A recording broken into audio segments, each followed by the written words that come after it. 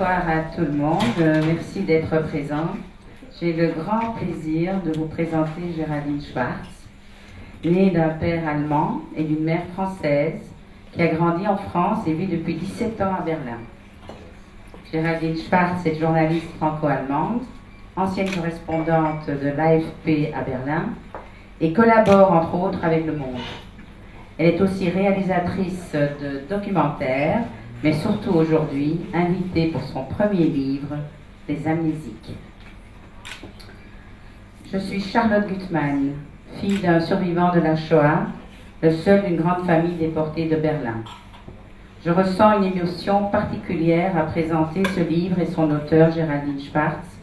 Nous avons donc, vous l'aurez compris, le background familial allemand à 50% en commun. Le livre m'a scotché.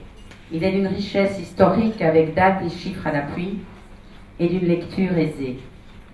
J'y ai retrouvé certaines traces du vécu de la famille de mon père, Léopold Gutmann, qui fut le seul à avoir survécu Auschwitz, la marche de la mort et Buchenwald, libéré par les Américains le 11 avril 1945. Ma première question, dans votre livre, Géraldine, vous mêlez votre histoire familiale franco-allemande à la grande histoire pour retracer le travail de mémoire réalisé depuis l'après-guerre en Allemagne. Quelle fut votre motivation pour écrire ce livre sur les amnésiques, passé et présent, et pourquoi maintenant? Bonjour tout le monde, merci d'être venu. Merci beaucoup Charlotte. Moi aussi, je suis assez émue d'être à tes côtés ce soir. Alors ce livre, je l'ai écrit, j'ai été prise par un sentiment d'urgence face à la montée des populismes en Europe aujourd'hui, face à la défiance croissante envers nos démocraties, nos valeurs. Et en tant que franco-allemande, j'ai été imprégnée pendant toute mon enfance, toute ma jeunesse, par ces valeurs. Et aujourd'hui, j'ai un peu l'impression que ce monde est en train de s'effondrer, de s'effriter. Donc je me suis dit, qu'est-ce que je peux faire et ne pas assister passivement à ça, au dénigrement de nos valeurs. Et j'ai décidé d'écrire ce livre, Les Amnésiques. Et assez naturellement, en fait, j'ai pensé à mon histoire de famille, puisque je suis côté allemand, petite fille d'un nazi, et côté français, petite fille d'un gendarme sous Vichy. Et j'ai voulu tirer le fil de cette mémoire jusqu'à moi à travers 3 générations, en rendant aussi hommage à mon père, par lequel j'ai pris conscience de l'importance du travail de mémoire pour préserver l'acquis dont on profite aujourd'hui, la paix, la démocratie, la liberté, souvent moquée, mais par des personnes qui ne se rendent pas compte de ce que c'est la guerre. Donc c'est un livre aussi qui rappelle évidemment comment était le monde avant, qu'on a un petit peu oublié. Un jour, vous trouvez dans les archives familiales un classeur avec des vieux papiers jaunis de votre grand-père, Opa, Karl Schwartz. Ce sera le début de votre enquête passionnante. Alors en 1900, j'ai découvert dans la cave de l'immeuble familial à Mannheim, donc côté paternel, on est toujours en possession de cet immeuble, et j'ai découvert dans la cave un grand classeur, donc jauni, comme dit Charlotte, avec des papiers que mon grand-père avait conservés et que mon père avait aussi conservés. Et à l'intérieur de ce classeur, il y avait un contrat qui datait de 1938, qui stipulait que mon grand-père avait acheté en 1938 une entreprise à la famille Lehmann, une petite entreprise de produits pétroliers. Et évidemment, 1938, c'est une date de descente aux enfers pour les Juifs d'Allemagne, puisque c'est le début de mesures d'organisation drastiques, donc qui vont forcer des Juifs à vendre leurs entreprises à bas prix, aussi pour pouvoir financer leur exil. Et je me suis demandé dans quel état d'esprit mon grand-père à ce moment-là était lorsqu'il a acheté cette entreprise. Et puis, quelques pages plus loin, j'ai découvert des lettres qu'il avait écrites à un survivant de cette famille, la famille Lehmann, puisque l'ensemble de la famille, j'ai découvert par la suite, a péri à Auschwitz, sauf Julius Lehmann, qui a réussi à s'échapper et à s'exiler à Chicago, et qui après la guerre va réclamer à mon grand-père de l'argent pour avoir acheté cette entreprise, évidemment à un prix qui était bien en dessous de la valeur de l'entreprise. Et je ne sais pas pourquoi mon grand-père a gardé des copies de ses propres lettres, mais c'est un témoignage évidemment très précieux de l'état d'esprit dans lequel il est à ce moment-là, en 1948.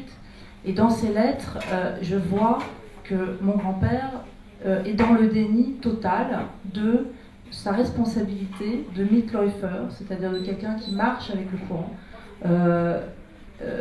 dans la spoliation des Juifs. Et il va refuser pendant des années à payer cette somme que lui demande Julius Lehmann. Alors oui, j'ai pas sauté la prochaine question. Le Mitläufer, tout le monde a compris. Non. Alors, je voulais lire un passage. Préciser aussi, c'est que le Mitläufer qui marche avec le courant, c'était pas seulement du côté allemand, c'était aussi du côté français. Ah oui, non, bien sûr, c'est universel, le Mitläufer. Mais comme ça, c'est le début. En fait, c'est ce qui m'a fait comprendre le chemin qu'avaient parcouru les Allemands depuis l'après-guerre. C'est justement cette lettre de mon grand-père à Julius Lehmann. Je vous en lis un extrait. Nous nous sommes sincèrement réjouis d'apprendre, ma femme et moi, que vous au moins êtes sortis vivants du calvaire que vous avez traversé, et regrettons profondément le destin de votre frère et de votre beau-frère. Les familles aussi ont-elles péri? Bien que nous, comme la plupart des Allemands, n'avons pas voulu le destin cruel de vos coreligionnaires, nous devons désormais tous en souffrir. Notre litige, auquel je ne m'attendais pas, en est un exemple, vu que je ne vous ai certainement jamais placé dans une situation difficile et que tous nos accords se sont déroulés de la manière la plus amicale qui soit. Et il achève sa lettre ainsi. Comment va votre famille? J'espère qu'elle va bien. Ma femme a déjà été opérée 2 fois cette année d'un ulcère intestinal et doit se faire à nouveau opérer en septembre. Il y a toujours quelque chose.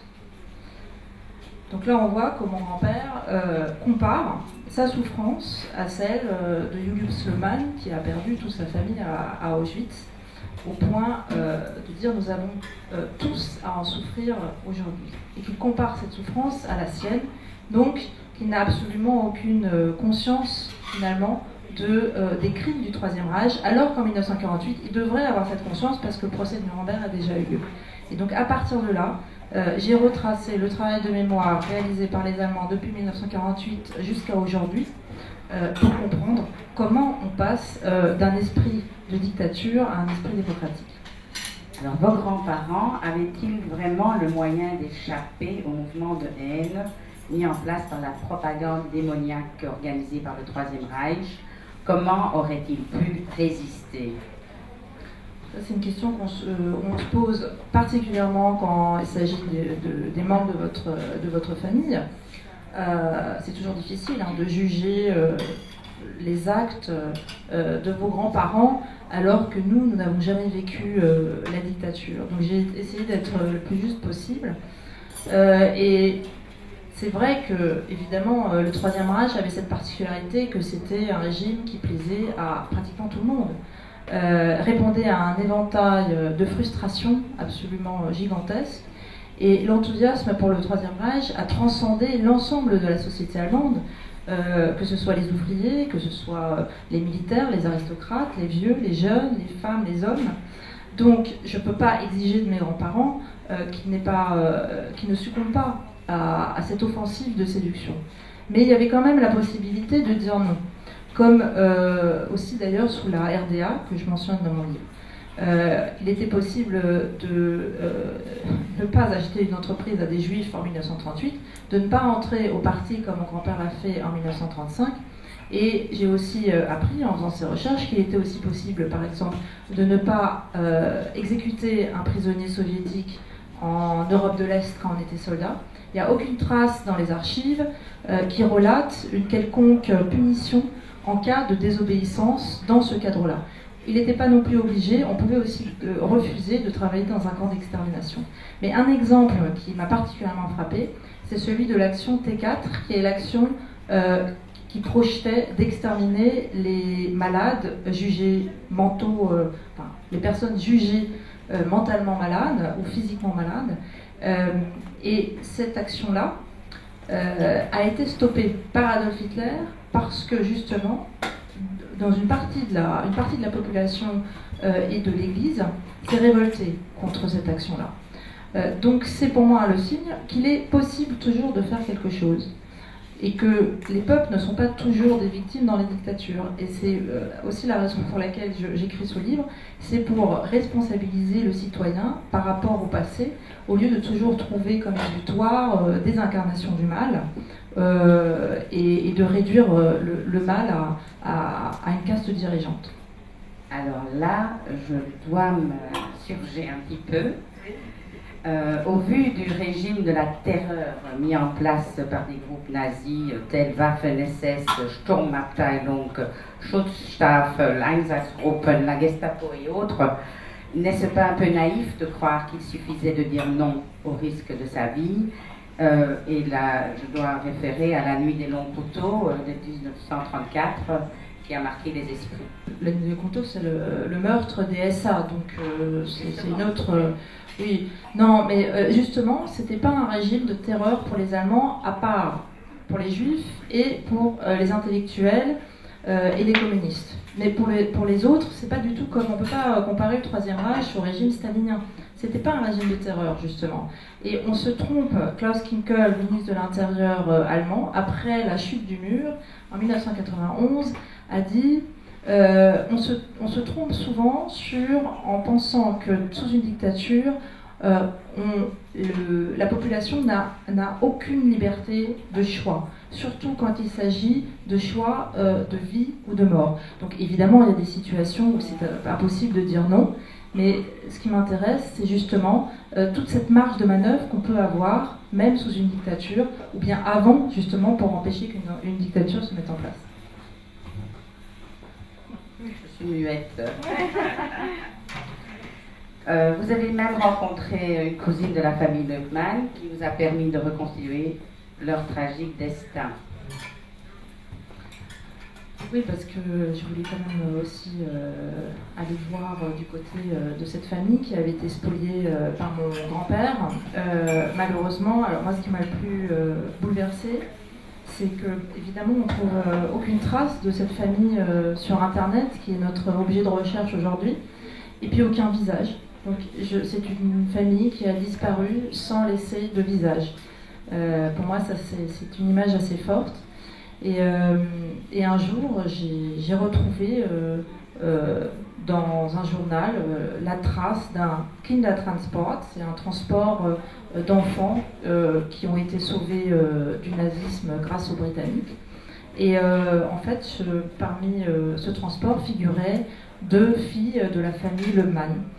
Et c'est ainsi que j'ai retrouvé une cousine des Leukmann en Angleterre, Lotte Kramer, qui est devenue poète, et qui, elle, a permis de reconstituer la tragédie des Leukmann, comment ils ont été déportés de Mannheim en France, à Gours qui était en zone libre, mais Vichy a donné l'opportunité aux Allemands d'utiliser ce camp, et qui, en 1942, va être déporté à Auschwitz, à part Julius Leukmann, qui va réussir à s'enfuir. Et longtemps, je m'étais demandé comment il avait fait pour survivre en France, un pays qui collabore avec l'ennemi, et notoirement quand même assez antisémite.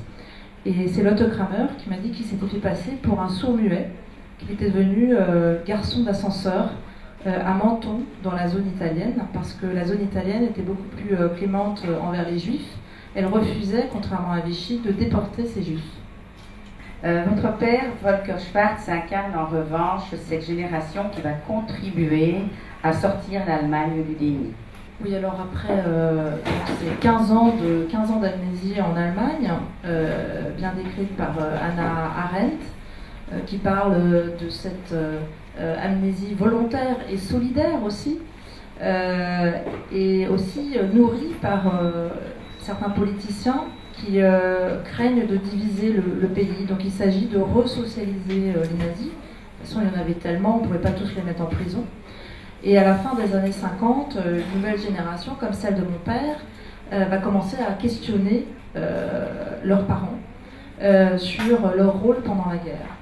Et dans ce cadre-là, en fait, en Allemagne, peu à peu, le cercle des responsabilités va s'élargir. C'est-à-dire qu'à Nuremberg est né une sorte de mythe que le Troisième Reich était le fait d'un petit groupe de criminels autour de Hitler.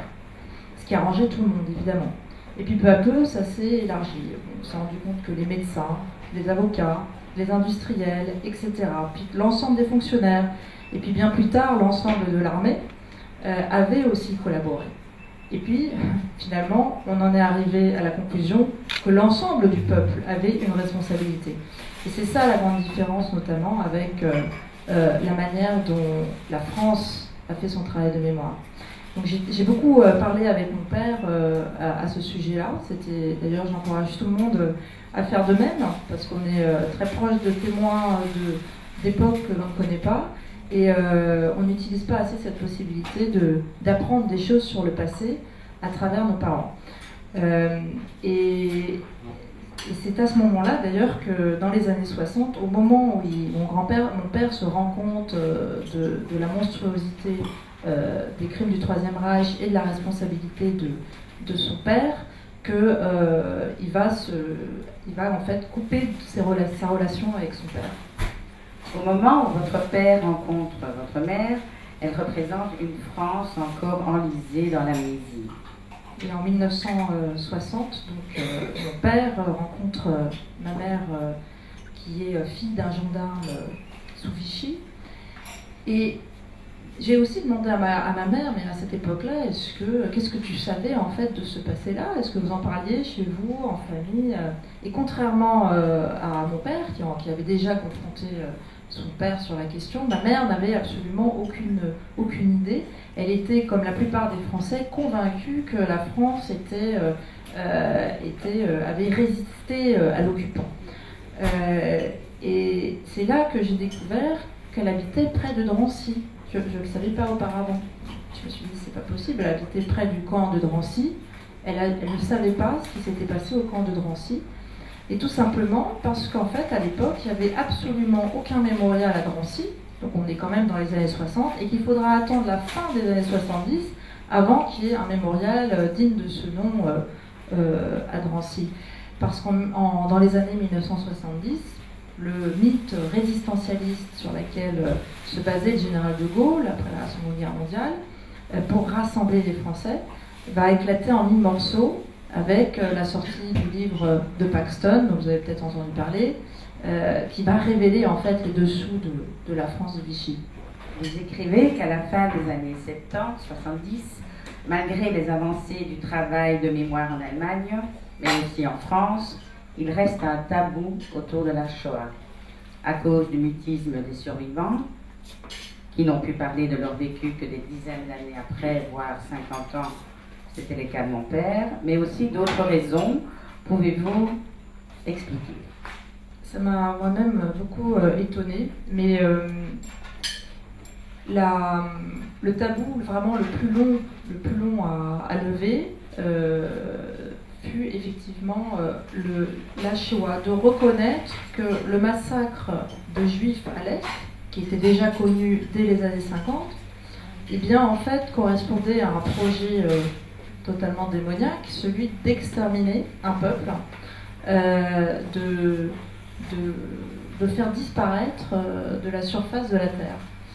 Et c'est vrai que j'ai regardé beaucoup d'interviews de dignitaires nazis qui, après la guerre, avaient été emprisonnés, avaient donné des interviews, reconnaissaient beaucoup de torts, mais jamais aucun n'arrivait à dire « je savais ».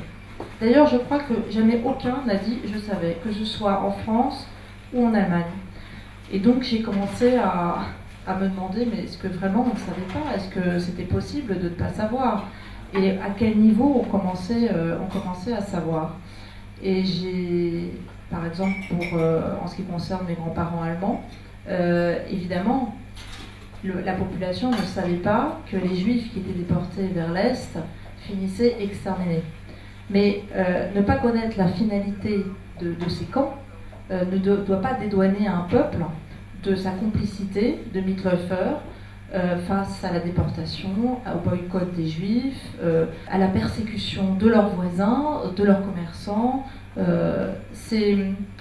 Voilà, donc il suffit pas, c'est pas parce qu'on ne savait pas qu'on est dédouané de toute culpabilité. Et un épisode en particulier m'a beaucoup marqué, c'est quand j'ai appris que mes grands-parents allemands avaient acheté des meubles à une famille juive qui avait été déportée. Et à ce propos, j'aimerais bien vous lire un passage. Oui, page 199. En fait, les Juifs de Mannheim, c'est la ville natale de mon père, ont été déportés le 22 octobre 1940. C'était les premières grandes déportations de Juifs en Allemagne. C'était une sorte de test. Donc Hitler ne savait pas encore à cette époque-là s'il allait déporter l'ensemble des Juifs d'Allemagne, et donc il voulait voir aussi comment la population réagissait à une déportation de Juifs. Et pendant très longtemps, j'ai pensé que cette déportation était finalement, à laquelle mes grands-parents avaient probablement assisté, était probablement ce qui les rendait les plus complices des crimes nazis. Et jusqu'à ce que, effectivement, je découvre cet achat de vente de meubles. Car ces ventes se déroulaient aux enchères. Et ce qui rendait ces enchères vraiment nauséabondes, c'était que la plupart d'entre elles avaient lieu directement dans les appartements. Aussi, les acheteurs savaient-ils très concrètement à qui les choses avaient appartenu. Au vu de la taille massive de leurs meubles, mes grands-parents aussi durent les acquérir sur place. Avaient-ils connu les anciens propriétaires ? Probablement pas.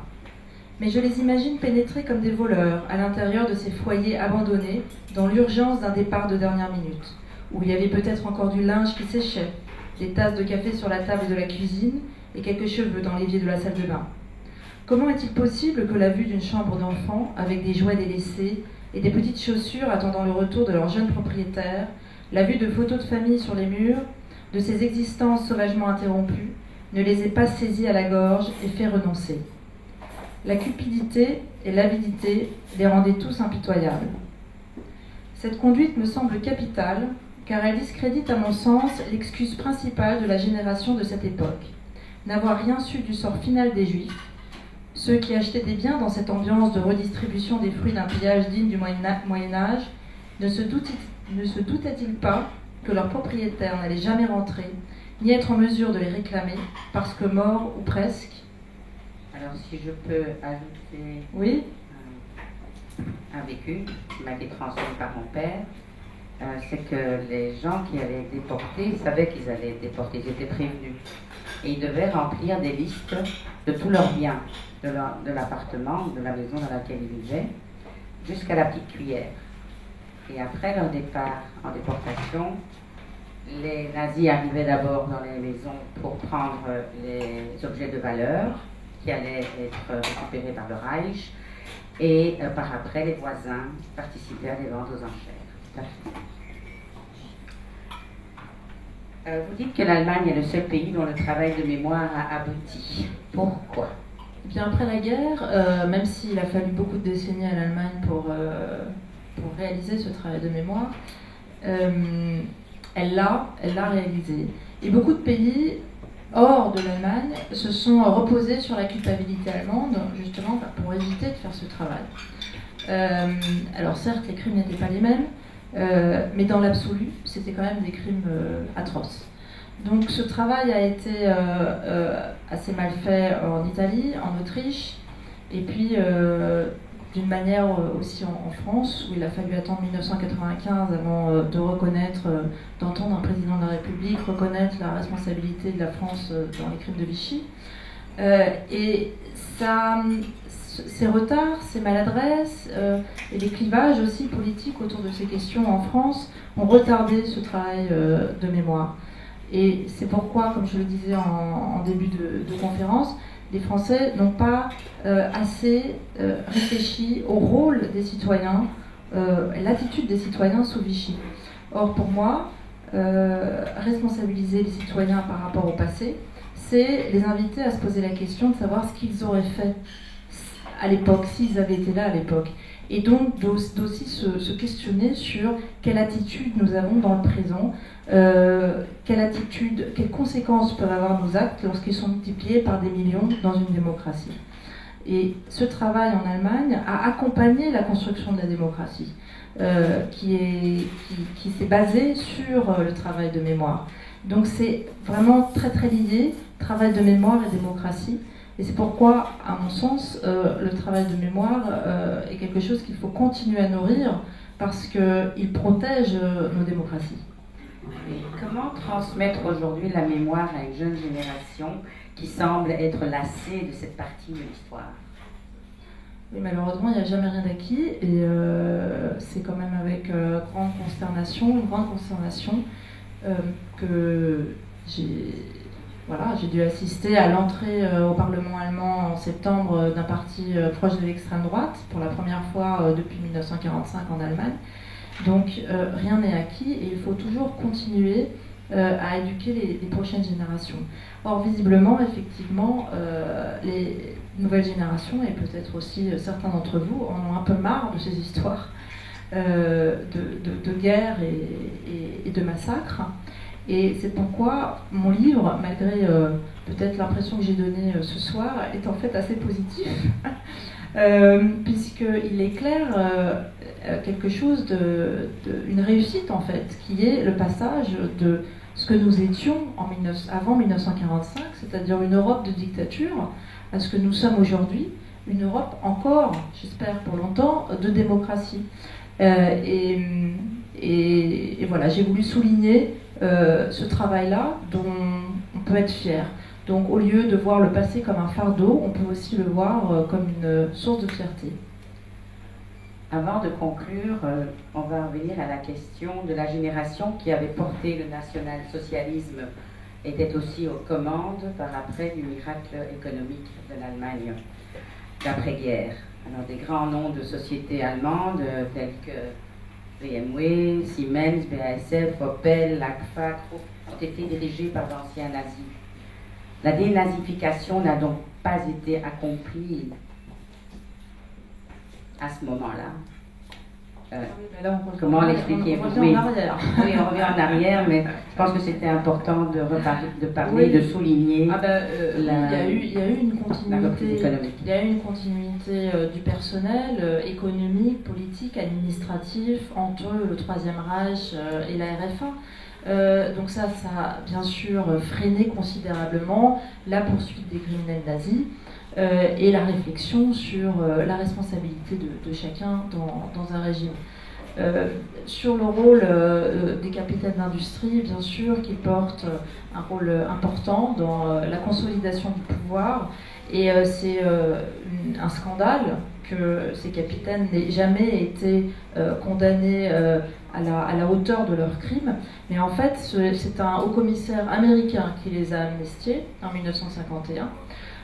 Parce qu'il faut se remettre dans le contexte de l'époque de la guerre froide, où les Américains, tout comme les Français d'ailleurs, les Alliés en général, voulaient une Allemagne de l'Ouest forte face à l'Allemagne de l'Est et face à la menace soviétique. Donc on voulait que l'Allemagne se reconstruise le plus vite possible. Et donc on avait besoin finalement de ces capitaines d'industrie pour que le pays se reconstruise. Après, il a fallu beaucoup de temps à ces industries pour reconnaître leurs torts passés, mais depuis 10 ans, il y a beaucoup de commissions d'historiens qui ont été convoquées par ces entreprises pour justement faire la lumière sur leur passé. Je vais conclure avant de passer le micro à la salle. Vous avez écrit « Je connais les blessures comme si c'était les miennes ». Cela vous honore. Le mémorial de l'Holocauste à Berlin fut dénommé le mémorial aux 6 millions de Juifs assassinés en Europe, incluant la Shoah par balle. Berlin est une ville de mémoire. Et vous terminez le livre sur les Stolpersteine, les pavés de mémoire placés devant les adresses où habitaient des déportés. Permettez-moi de mentionner que la famille de mon père a 7 pavés de mémoire devant un cimetière qui était avant le terrain où ils habitaient. Sous la DDR est devenu un cimetière. Il y a 7 Stolpersteine dans la rue. Et il y a même aussi une place Gutmann qui a été inaugurée du vivant de mon papa encore en 2008. Alors voilà, je voudrais conclure là-dessus. Si Vous voulez, Géraldine, peut-être des mots de conclusion avant de passer le micro à la salle? Est-ce qu'il y a des questions? Je ne vais pas du tout contester ce que vous avez dit, mais il y avait la remarque de Géraldine sur la difficulté ou non-difficulté de résister. Je ne suis pas préparé pour cette réunion, mais je me rappelle le livre de Sébastien Hafner, qui est quand même quelqu'un qui a fait beaucoup pour la mémoire en Allemagne. Et je me rappelle, mais ça fait 20 ans que j'ai lu le livre, qui dit que les nazis ont écrit une lettre à son père et ils ont demandé, vous signez que vous êtes d'accord avec notre philosophie, etc., sinon on vous retire la retraite. Donc c'était pas si facile de dire. Enfin, je ne me rappelle même pas ce que M. Hafner a dit après. Et lui-même, il était en train de terminer ses études. Et on l'a mené dans un camp avec ses co-étudiants et ils ont eu une information sur tout ce que les nazis allaient faire pour le bien du pays. Et après, ils ont demandé aux étudiants, est-ce que vous êtes d'accord? Dites-le. Si vous dites non, vous n'aurez pas votre diplôme. Après 4-5 ans d'études. Et l'autre chose, mais c'est pour terminer, vous avez vu ce qui s'est passé en Irak, où on a viré toute l'administration de Saddam Hussein et toute l'armée, et ça menait à ISIS, etc. C'est toujours, il faut que quand même des gens connaissent l'État. C'est pas très agréable, mais c'est ça. Oui, mais c'est toujours en nuance, c'est-à-dire que c'est pas non plus, c'est pas dans la diplomatie allemande. C'est vrai que Konrad Adenauer à l'époque disait, pour justifier le fait que beaucoup de nazis étaient parmi les diplomates, il faut avoir des Allemands qui connaissent notre passé. Bon.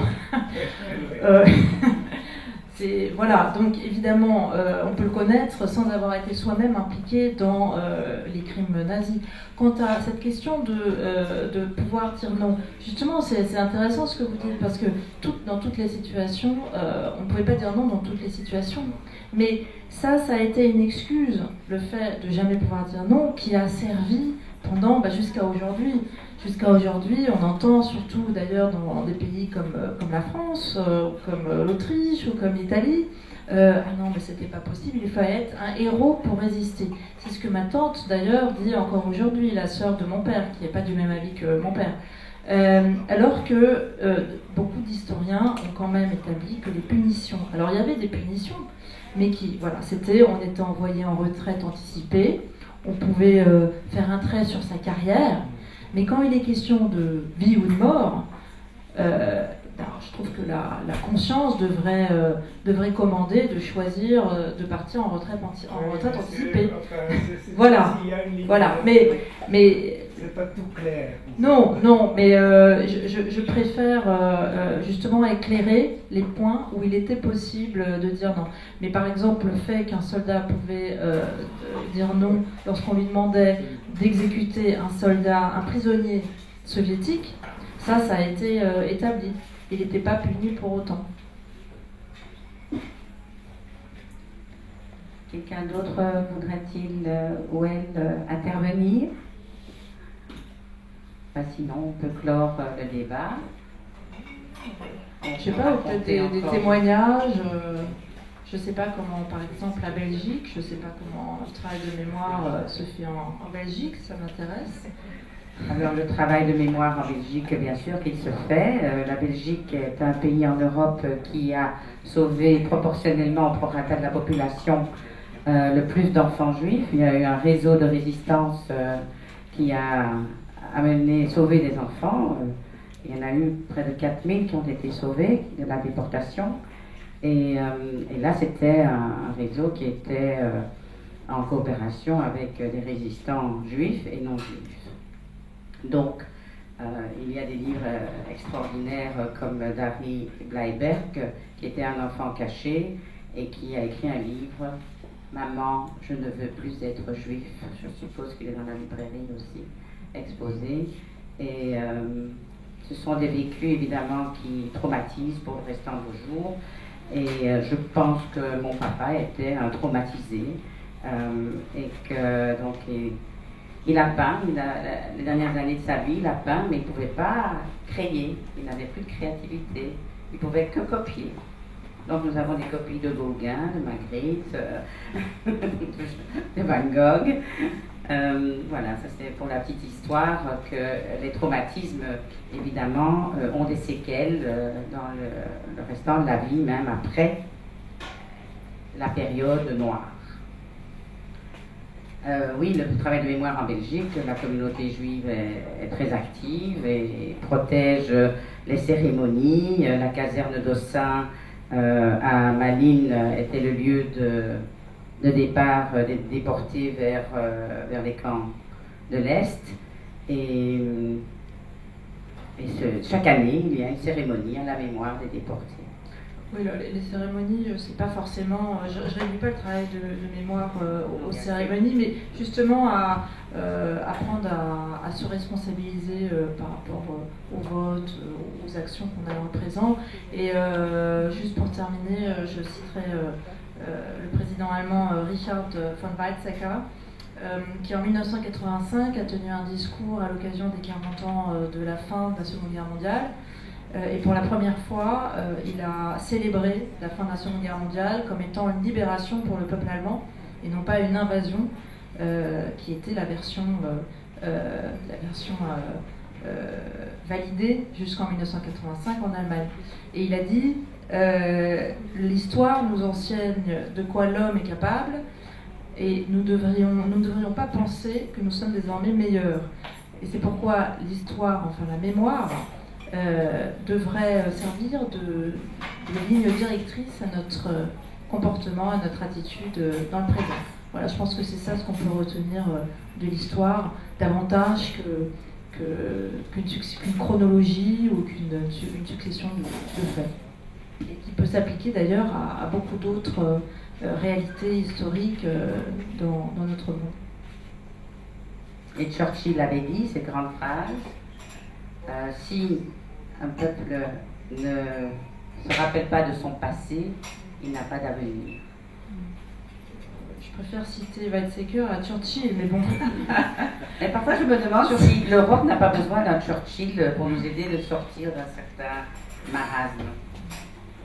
Alors, je ne sais pas, c'est votre impression, cette amnésie générale, que moi je ressens en Europe, est-ce que vous la ressentez aussi Je pense que la visite de cimetières militaires mettrait les choses un peu plus à l'aise aussi. Quand on voit les dizaines de milliers de croix blanches qu'on voit dans le nord de la France ou bien dans les cimetières parisiens, il y a de quoi se poser beaucoup de questions du pourquoi et du comment de ces jeunes qui se sont portés souvent volontaires pour se retrouver sous terre chez nous et nous laisser le pays ou bien l'Europe telle qu'il est maintenant. C'est un peu dommage que ces vies ont été gaspillées aussi. Oui, la mémoire, c'est la mémoire de la guerre aussi. C'est pas seulement la mémoire de la Shoah, c'est la mémoire d'une Europe au bord de l'anéantissement en 1945. Et vous pensez qu'on devrait faire quelle est votre proposition? Sensibiliser sur le fait de... Bon, on parle maintenant des immigrés, de ces gens qui viennent de l'extérieur, qui ne sont nulle part en ce qui concerne notre propre histoire. Il faudrait quand même un petit peu leur expliquer le pourquoi du comment nous sommes comme ça, et leur expliquer le cheminement qu'il y a eu. Mais ça, on n'explique pas assez. On préfère les laisser tout le temps, dans le parc, n'importe quoi, ne pas les éduquer, oublier de les éduquer, alors qu'il y a un travail fou à faire, qui est aussi un travail de mémoire collective. Mais on ne leur apprend pas ça. On les délaisse, on les oublie, déjà nous-mêmes on oublie au niveau des écoles. Ça ne bouge pas, on laisse faire. Donc on veut peut-être oublier des choses pour mieux recommencer après, mais pas dans le pot, souvent dans le monde. Parce qu'il y a déjà eu 14-18 avant, avec plus jamais ça. Puis il y a eu tout ce qui a suivi par après. Il y a eu, si vous voulez, le Rwanda où on a laissé faire les génocides. Ça recommence toujours, on se dit toujours plus jamais ça. C'est pas vrai. C'est pour mieux recommencer après dans la méchanceté. Non, mais en fait, si je peux, l'enseignement de l'histoire manque. Oui. Toute une jeune génération, j'imagine, amie de classe de ma fille, Barbara. Tu ne me reconnais pas, je comprends bien que c'est un siècle. Mais de toute façon, vous n'avez pas eu d'enseignement d'histoire, pratiquement pas. Qu'est-ce que c'était? C'était aussi une école internationale, hein, donc c'était un peu spécial peut-être. Oui. Mais dans moi je suis hollandais, aux Pays-Bas on n'enseigne plus l'histoire comme enfin quelque chose qu'il faut connaître pour résister contre tous ces mouvements. On ne sait rien. C'est ça qui est bizarre. On dit que la mathématique c'est plus intéressant pour la vie parce qu'on gagne plus, etc. Mais entre-temps, la tête est perdue pour l'histoire. Et ça, c'est très dommage. Enfin, oui, c'est pour... Oui, mais tout à fait. Mais merci de votre intervention. D'ailleurs, oui, non, mais c'est un problème, je pense. Je pense qu'on ne réfléchit pas assez. D'où, pour moi, j'ai essayé de démontrer à quel point travail de mémoire et démocratie étaient liés. À travers la mémoire, on peut apprendre la démocratie. Parce que je pense qu'en cours d'histoire, justement, on isole un petit peu les faits historiques de leur signification aujourd'hui.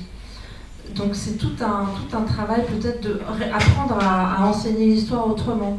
Ou en écrivant ce livre, j'ai pensé qu'il serait intéressant peut-être d'encourager les élèves, enfin les professeurs, d'inviter leurs élèves à demander à leurs parents quelle est leur histoire de famille. Parce qu'à partir du moment où une histoire est incarnée par des proches, on s'y intéresse. Donc l'histoire familiale permet d'éclairer sur la grande histoire et vice-versa.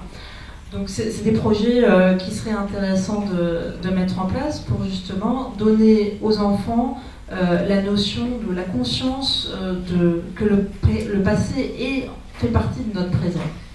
Je pense que c'est pas, je sais pas si c'est fait à l'école aujourd'hui, hein. Moi, ça fait longtemps. Donc. Ça s'est fait beaucoup à l'occasion des commémorations 14-18. Dans les écoles, on a beaucoup, enfin en France en tout cas, on a beaucoup sollicité les familles pour faire des archives, etc., pour essayer de retrouver les lettres des grands-parents. Et moi, je me demandais, déjà, grandir en France en étant franco-allemande, ça doit pas être facile, mais en plus de grandir avec des ancêtres qui ne sont pas aussi glorieux, alors, comment est-ce qu'on se construit? Comment est-ce qu'on arrive à... Oh, vous savez, mon grand-père, enfin tous les Allemands ont un grand-père nazi, hein. Donc c'est plutôt la normalité. Nazi dans le sens où il y a très peu d'histoires de résistants en Allemagne. En France aussi d'ailleurs, hein, sauf qu'on dit moins. Non, moi à l'époque, j'ai grandi en France. Dans les années 80, il y avait encore une certaine germanophobie en France. Donc j'ai rejeté la langue allemande pendant à peu près 6 ans. Entre 8 et 14 ans, j'ai refusé de parler allemand. Et ensuite, je suis allée au lycée international. Et là, je me suis tout de suite sentie beaucoup mieux que dans l'établissement français. Parce que je partageais avec les autres une certaine ouverture multiculturelle. Et c'est évidemment une richesse à laquelle je renoncerais pour rien au monde. Ça donne une autre... Aujourd'hui, la biculturalité est quelque chose d'assez courante, mais à l'époque, c'était encore quelque chose d'assez rare. Et c'est vrai que ça met tout en perspective. Et ça permet aussi... moi, ça m'a permis de comprendre pourquoi j'avais du mal en France à accepter l'autorité. Le système scolaire est beaucoup plus autoritaire, même à l'université. J'ai toujours eu du mal avec l'autorité en France parce que, au fond, j'ai été éduquée à l'allemande, où on questionne toujours l'autorité. Et où les professeurs se permettent beaucoup moins de choses qu'en France.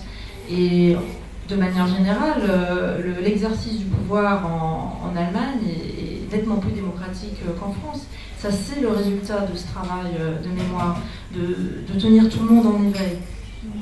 Et dans la suite de la question, ce sera aussi intéressant de rappeler que vos parents étaient un couple mixte franco-allemand et que c'était pas évident pour votre maman, je crois, de vivre en Allemagne en tant que Française. Oui, c'est dit dans le livre aussi. Hein. Oui, enfin, en fait, c'est surtout étrangement, c'est surtout du côté de ma mère enfin non, c'est pas étrange en fait, que le mariage a été assez mal perçu. Elle a reçu des lettres d'insultes que j'ai retrouvées de ses tantes.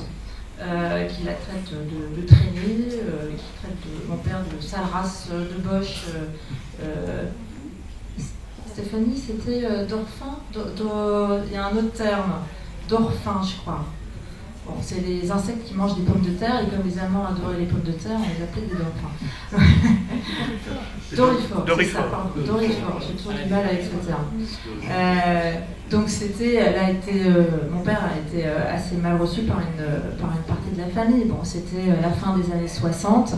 La France pensait encore avoir été résistante et vraiment occupée. Donc la collaboration était niée. Et aujourd'hui, moi je trouve encore qu'on ne cherche pas assez à savoir quelle était l'idéologie de Vichy, à quel point l'idéologie de Vichy finalement était une idéologie propre à la France, qui n'était pas juste une importation venant d'Allemagne. Et on n'a pas assez creusé les racines du fascisme à la française, et puis surtout de l'antisémitisme à la française. Qui à la fin du XIXe siècle était l'un des plus forts d'Europe. Donc on a tout mis sur le dos un peu des Allemands, et ce qui explique aussi le succès de partis qui entretiennent une relation encore ambiguë avec le passé, comme le Front National. On peut... Oui, juste, on reste ouvert un peu plus tard. Je vous propose, c'est une rencontre merveilleuse, mais d'aller retrouver maintenant et Charlotte et Géraldine, parce qu'à 8h30 on va fermer, donc comme ça vous pouvez... On reste sur une demi-heure de plus, en tout cas bravo. Merci. Bravo. Bravo.